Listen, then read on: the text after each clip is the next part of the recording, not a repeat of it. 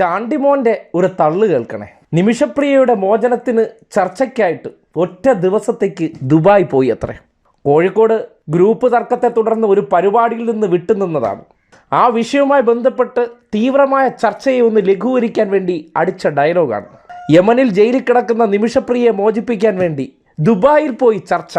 കേൾക്കുന്നവരെല്ലാം വിഴിഞ്ഞത്തിന് കല്ലിട്ടത് പുണ്യാളൻ മുഖ്യമന്ത്രിയാണ്, അതുകൊണ്ട് വിഴിഞ്ഞം പദ്ധതി യാഥാർത്ഥ്യമാക്കിയത് ഞങ്ങളുടെ പുണ്യാളൻ എന്ന് പറയുന്നത് പോലെ നിമിഷപ്രിയയെ മോചിപ്പിക്കാൻ വേണ്ടി ഇടപെടൽ നടത്തിക്കൊണ്ടിരിക്കുന്നത് കാന്തപുരം അബൂബക്കർ മുസ്ലിയാർ.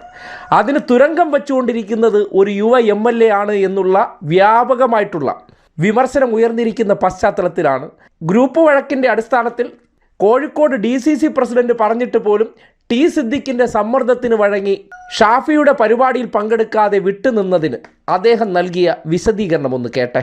എത്ര മികച്ചൊരു നടനാണ് വളർന്നു വരുന്നതെന്ന് അതിൽ നിന്ന് വ്യക്തമാകും.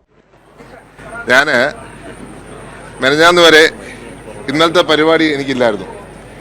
മെനഞ്ഞാന്ന് എന്നെ വിളിച്ചിട്ട് ദുബായിൽ നിന്നൊരു സഹപ്രവർത്തകൻ പറഞ്ഞു, ചില ചർച്ചകൾ നിമിഷപ്രിയയുടെ കാര്യവുമായി ബന്ധപ്പെട്ട് ദുബായിൽ നടത്തണം.